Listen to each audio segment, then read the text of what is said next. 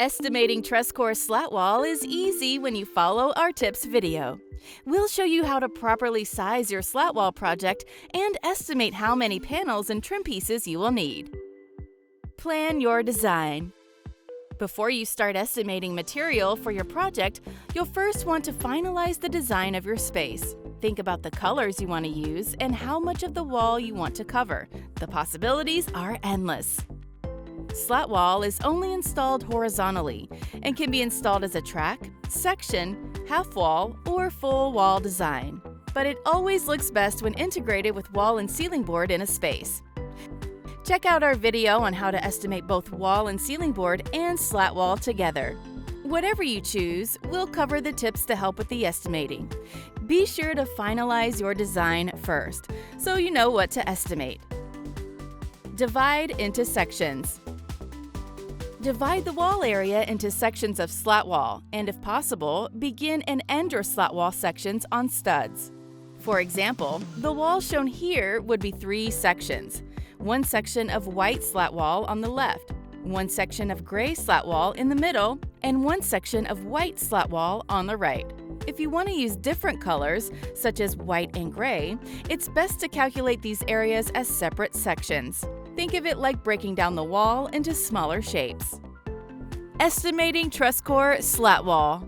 We'll cover a couple of designs that incorporate slat wall. In learning how to estimate each of these designs, we'll cover off virtually any slat wall project. When installing slat wall right to the top of the wall, it's best to start measuring down from the ceiling 7.5 inches to ensure you can install your slat wall top cap and a full slat wall panel at the top of the wall. A slat wall panel is 7 1/4 inches high from top to bottom, and you'll want to add 1/4 of an inch at the top to leave room to install the slat wall top cap. Then determine how many additional slat wall panels you'd like to install, and multiply this by 6 inches, the height of the exposed face of the slat wall panel. For example, 5 panels times 6 inches equals 30 inches. Add this measurement to your full top panel to get the total height of the slat wall installation. This would be 30 inches plus 7.5 inches equals 37.5 inches. As mentioned previously, slat wall can also be installed as a section for only a portion of the wall, also known as picture frame. For this design, estimate the slat wall panels as shown previously without adding the extra 1/4 inch, unless you're going right to the ceiling. When finished, take note of the total height and length of your slat wall installation. Using the height and length, calculate the perimeter of your slat wall section to determine the length of J-trim required on both sides and bottom of the slat wall section. When installing slat wall, it's best to use 3/4 J-trim, as it will accommodate the thicker profile of the slat wall panels. 3/4 J-trim is available in 10-foot lengths, so add up your measurements from the sides and bottom and then divide by the length of the trim, making sure you always round up to ensure you have enough. So for this wall example, we'll have 8 slat wall panels, which is a total height of 4 feet 1 1/4 inch. And we are only using one panel for length, which is 8 feet. So adding up the sides and bottom, we get 16 feet 1/2 inch.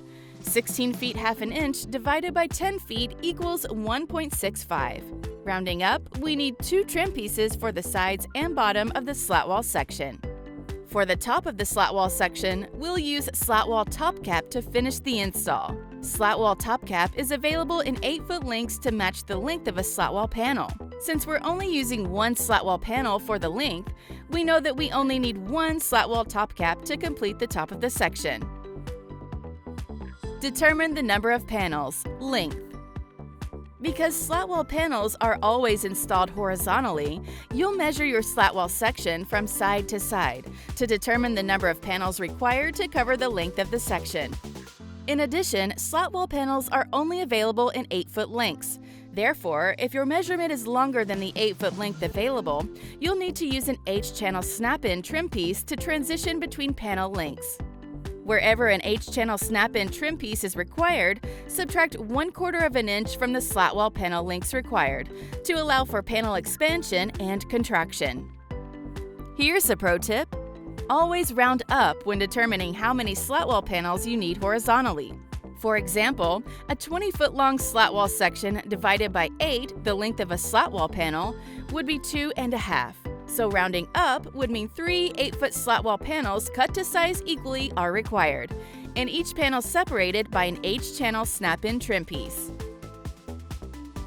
Remember to also start and end your slat wall sections on studs if possible, and cut the slat wall panels to accommodate for this.